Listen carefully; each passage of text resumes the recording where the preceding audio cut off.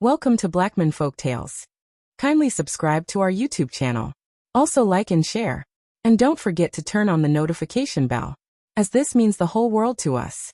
Billionaire's Mistress. The ballroom glittered under chandeliers that looked as though they had been stolen from the heavens, crystals shimmering like captured stars suspended above the heads of the world's elite. Damien Voss stood at the center of it all, his presence commanding the room in a way that no announcement or introduction ever could. He didn't need to speak. His silence was a roar, his mere existence enough to bend conversations around him. Every head turned when he passed, every whisper carried his name with awe and envy, for he was the kind of man who had clawed his way from obscurity into the empire of gods. His tuxedo was a perfect black, his cufflinks diamond-encrusted. Yet it wasn't the wealth on his body that made him dangerous. It was the steel in his gaze, the quiet ruthlessness carved into his jaw, and the arrogance of a man who knew he could destroy anyone in that room with a single phone call. Beside him floated Celine Voss, the wife who was less a woman and more a carefully curated image, a porcelain doll perfected for display. Her smile never faltered, her laughter tinkled at all the right notes, and yet between them hung a distance colder than the marble floors they stood on. Their marriage was a crown of ice, polished for the cameras, but hollow in its chambers. To the world, they were untouchable. To themselves, they were strangers locked in an unbreakable cage of appearances. Damien thrived in this cage, or at least that was what he told himself, until his eyes caught her. She was not part of this world. Isabella Marquez did not belong to the glittering sphere of billionaires and their perfumed wives, yet the moment she stepped into the room, she rewrote its atmosphere. Draped in a crimson dress that clung to her body with both elegance and defiance, she did not seek attention, yet she commanded it in a way that made every glance linger longer than it should. Her beauty was not the fragile kind that begged to be preserved behind glass, but the dangerous kind, sharp, alive, burning with a fire that threatened to consume anyone reckless enough to get close. Damien's gaze fixed on her as though she had placed an invisible hook into his chest and tugged, pulling him away from the suffocating perfection of Celine and the scripted conversations around him. For the first time in years, something pierced the billionaire's mask: curiosity, desire, and an unexplainable recognition that unsettled him to his core. She did not avert her eyes when their stares collided. No, Isabella held him there, unflinching, a smirk ghosting across her lips as though she already knew who he was, as though she already owned the secret that could bring him to his knees. Damien moved toward her like a man possessed, each step a betrayal of the discipline and control he had spent a lifetime perfecting. What he didn't know was that Isabella had not stumbled into his orbit by chance. She had waited for this moment, studied it, orchestrated it. And when Damien finally reached her, the world around them disappeared, leaving only a silence thick enough to be cut by the blade of fate. The night thickened with smoke, laughter, and the clinking of glasses, but Damien barely noticed.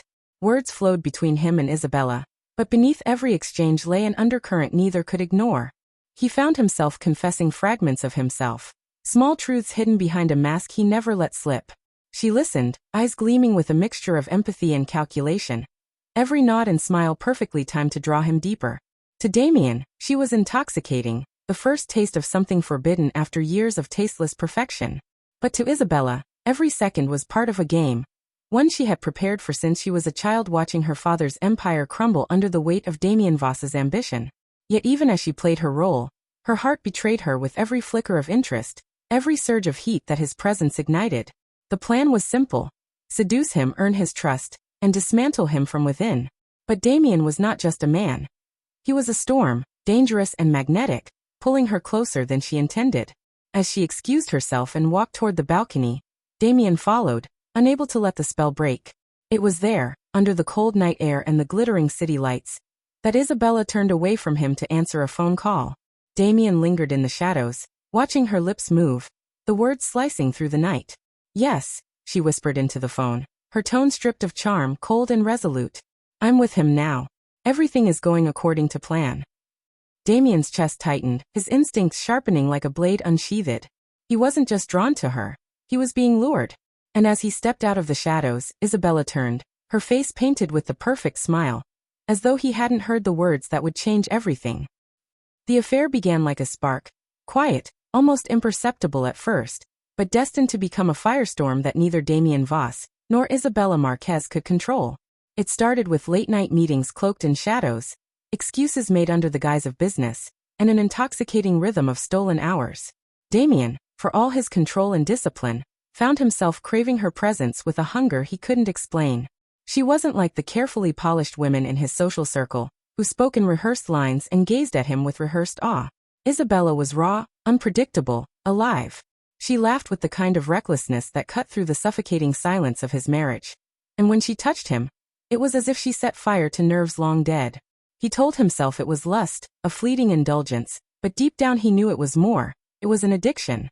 Each night away from her gnawed at him, pulling him back into her arms with a desperation that stripped away the armor he had built over years of dominance.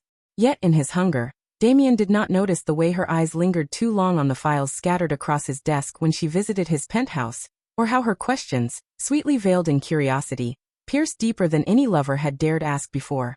To Damien, Isabella was his escape. To Isabella, he was her target. And every kiss, every whispered confession, was another step toward her plan. Isabella had perfected the art of duality.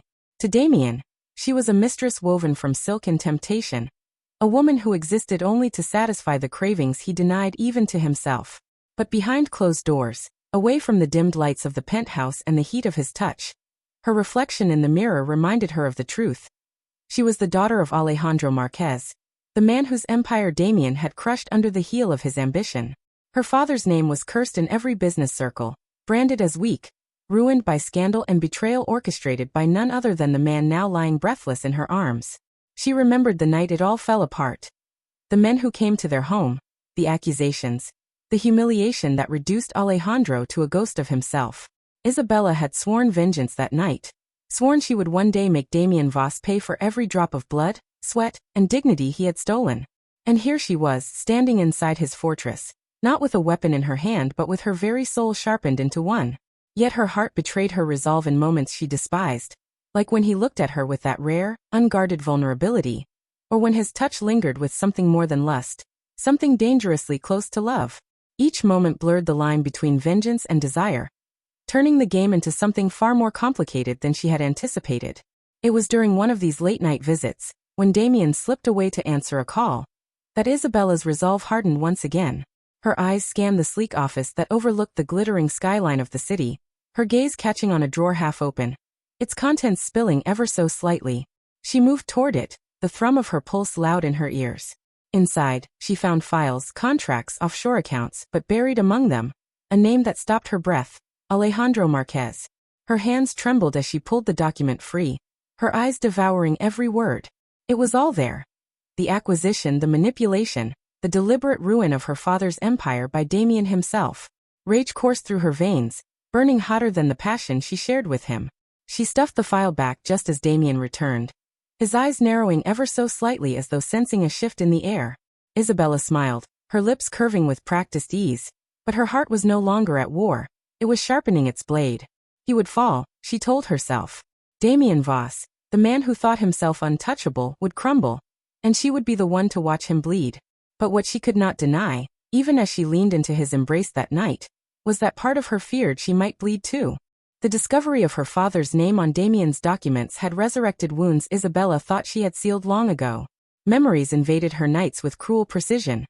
Alejandro Marquez, once a titan of industry, brought to his knees, his eyes hollow with betrayal, his voice cracked with shame. She remembered the hushed whispers of neighbors, the news outlets painting him as a fraud, and the slow erosion of their family's dignity.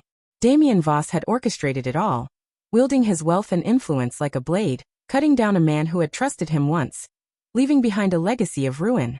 As Isabella lay awake in Damien's bed, her body pressed against his, she saw not the man who whispered secrets into her ear, but the monster who had destroyed everything she loved.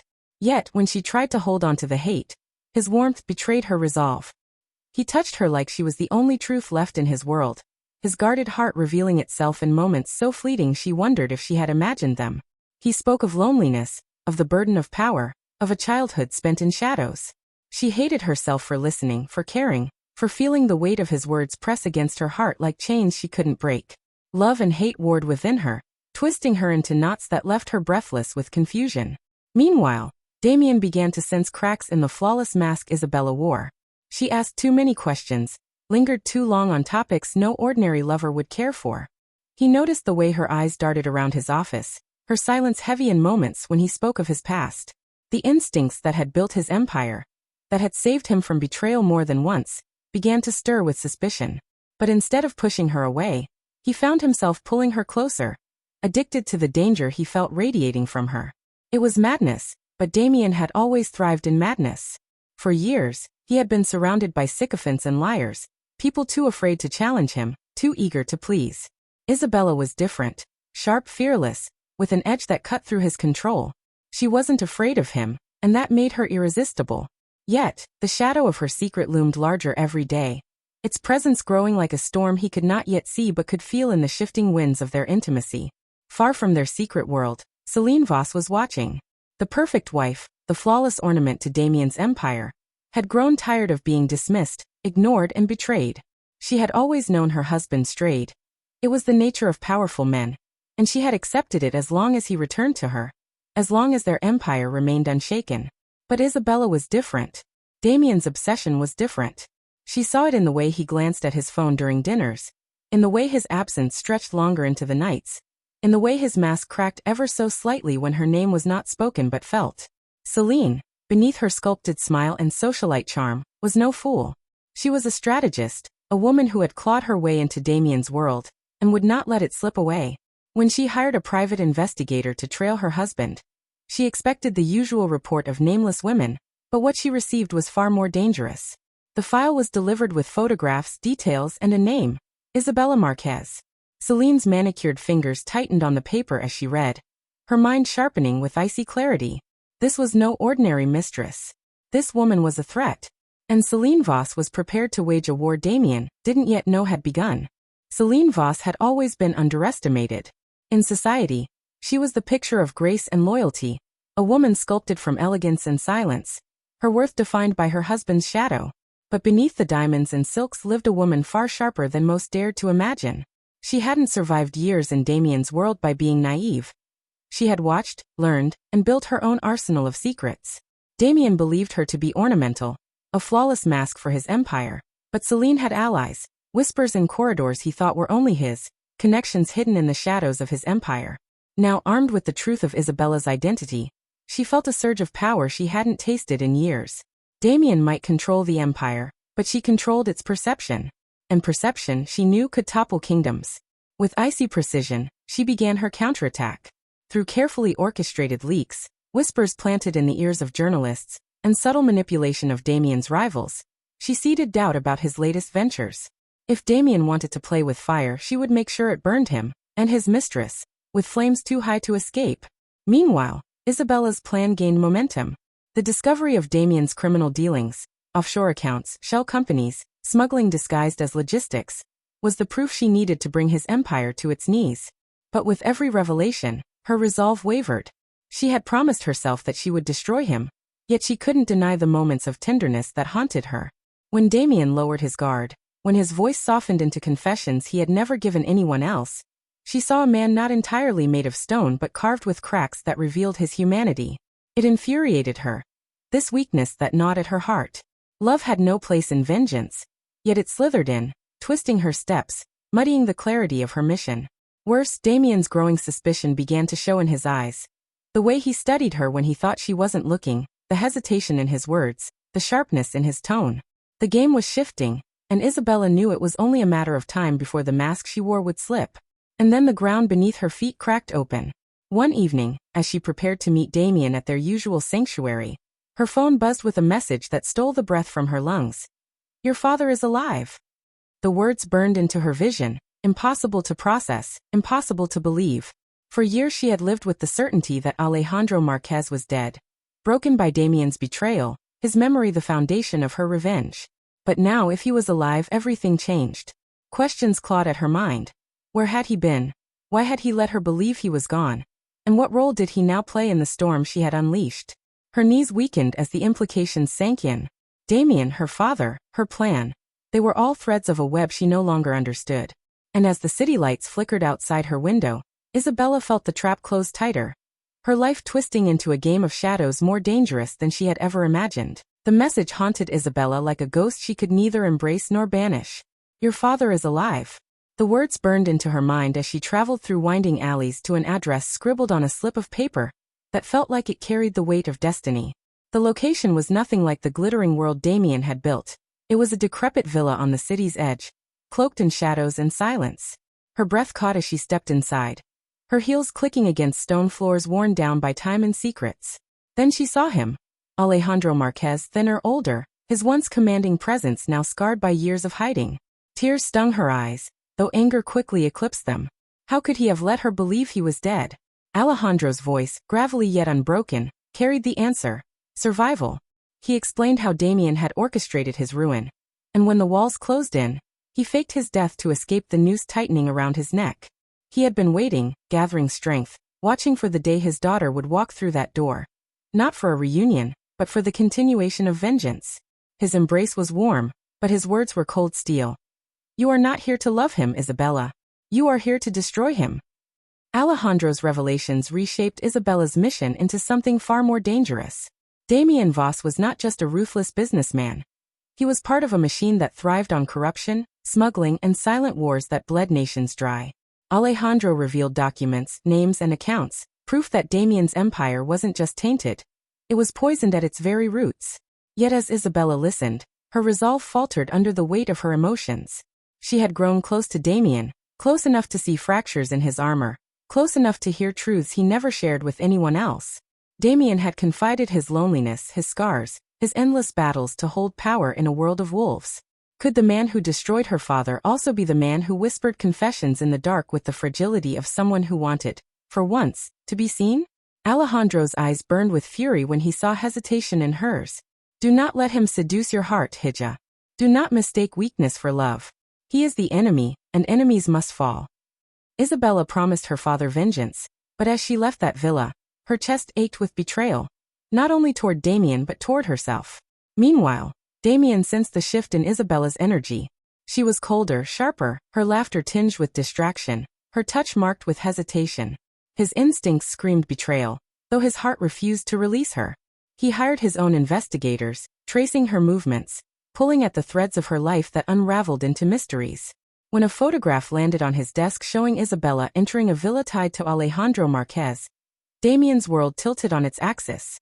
Shock bled into rage, rage into disbelief. Alejandro was dead. He had made sure of it.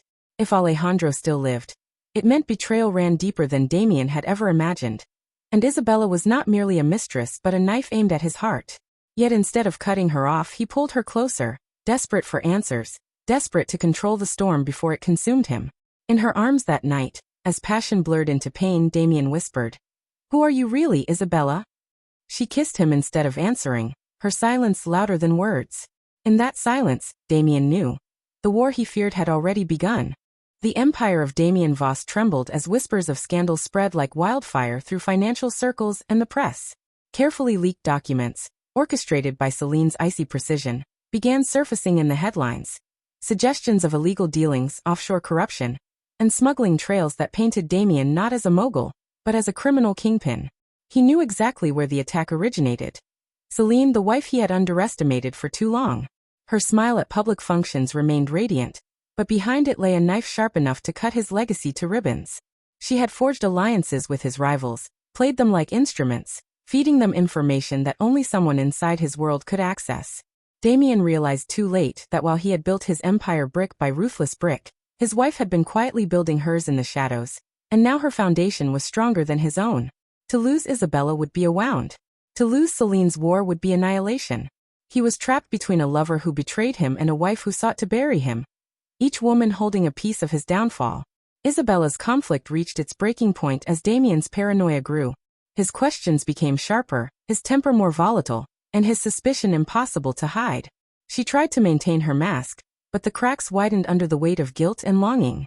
Alejandro's orders still echoed in her ears. Deliver him to me. End this. Yet when Damien rested his head against hers, his voice hoarse with exhaustion as he confessed the price of carrying an empire that everyone wanted to dismantle, she felt her vengeance weakening. She could not reconcile the ruthless man who had destroyed her father with the broken man who sought refuge in her arms. And yet, she knew that truth was inevitable. Her identity would not remain hidden forever. Each lie she spoke was a thread unraveling the tapestry of their affair. Each moment of intimacy laced with poison. She was both his lover and his executioner. And the contradiction threatened to devour her from the inside out. The inevitable confrontation arrived in a storm of fury and passion. Damien cornered Isabella in his penthouse, his hand slamming against the wall beside her as he demanded answers, his voice shaking with rage. "You think I don't know who you are? You think I don't know why you're here?" Isabella tried to speak, but words tangled with tears, the truth clawing at her throat. When she finally confessed, her father's survival, her vow of vengeance, the silence that followed was deafening. Damien's eyes burned with betrayal. Yet beneath the fire lay something far more dangerous. Hurt. His hand trembled as it cupped her chin, his grip both tender and violent, his lips crashing against hers in a kiss that was more war than love. In that moment, passion and hatred collided, exploding into a frenzy that blurred the line between desire and destruction. But before either could reclaim control, fate intervened. Alejandro's men stormed the penthouse, and Damien, the untouchable king, was dragged from his throne. His wrists bound, his empire crumbling, he was delivered into the hands of the ghost he thought he had buried. And Isabella, frozen in the wreckage of her choices, realized the war had finally reached its blood-soaked climax. The warehouse smelled of oil and rust, the flickering light bulbs casting shadows like vultures circling overhead. Damien knelt bound to a chair, blood trickling down his lip, his suit torn, yet his defiance burned unbroken in his eyes. Across from him stood Alejandro Marquez, alive, breathing, triumphant in his resurrection. Time had weathered him, but rage had preserved his core. This was a man who had waited years for vengeance, and now it stood before him, chained and weakened.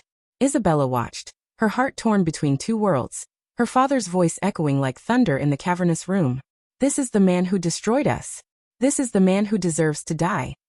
He pressed a gun into her hand, the metal cold and heavy, the weight of destiny itself. She trembled, caught between the daughter who swore vengeance and the woman who had fallen in love with her father's enemy. Damien, even bloodied, even broken, looked at her with something raw, something terrifyingly human. "Do it," he whispered, daring her, his eyes unflinching. "If you came here to kill me, then do it. But don't lie to yourself, Isabella. You don't hate me anymore." Her hand shook as she raised the gun, tears blurring her vision. Every memory screamed at her. Her father's ruin, her childhood shattered, her vows carved in grief. Yet every stolen kiss, every whispered confession, every moment Damien revealed the man behind the empire screamed louder. Could she betray her father? The man who had suffered for her vengeance? The man who had taught her to fight? Could she betray herself? The woman who had fallen in love against all reason? The seconds stretched into eternity as Alejandro's voice grew sharper, angrier. "Shoot him, Hija. End this, or you are no daughter of mine." Isabella's chest heaved with sobs as the weight of choice crushed her. Then, in a moment that would define her soul, she turned the gun, not at Damien, but at Alejandro. The room exploded in gasps and rage, her father's eyes wide with betrayal. "I'm sorry," she whispered, her voice breaking, "but I cannot lose myself in your hate. I love him." The shot rang out, thunder splitting the air, and Alejandro staggered back, clutching his side as blood bloomed across his shirt. Chaos erupted, his men rushing forward, but Damien seized the moment, lunging at one of them, wresting a blade free despite his restraints. The warehouse became a battlefield, blood, screams, and the sound of fists and gunfire colliding in the shadows. Isabella fought with the desperation of someone protecting not just Damien, but the fragile truth of her choice. By the time the dust settled, Alejandro lay crumpled on the floor, his eyes dimming with fury and sorrow, whispering his daughter's name one last time before silence claimed him. Damien collapsed beside Isabella, his breath ragged, his body trembling, but his hand found hers and squeezed. They had survived, but survival was not victory. Around them, the wreckage of betrayal smoldered, and above them loomed a greater enemy yet, Celine Voss, who even now was seizing Damien's empire with icy precision.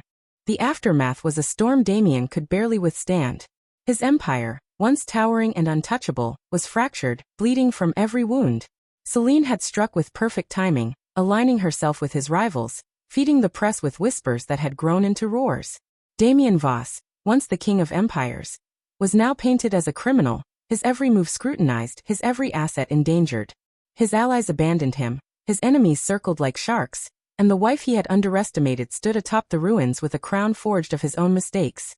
And yet, beside him stood Isabella, her face pale with guilt and love, her heart divided between the blood on her hands and the man she refused to let go. Their love had been born in lies, nurtured in betrayal, and baptized in blood, yet it clung to them, unbreakable even in ruin.